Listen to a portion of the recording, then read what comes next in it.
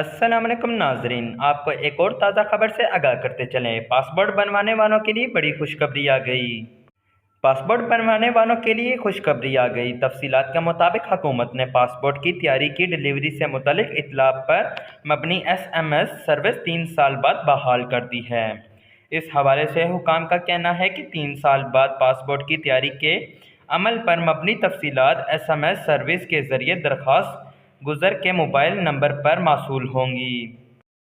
SMS के ज़रिए दरख्वास्त वसूली प्रोसेस और डिलीवरी की इत्तला फ़राहम की जाएगी।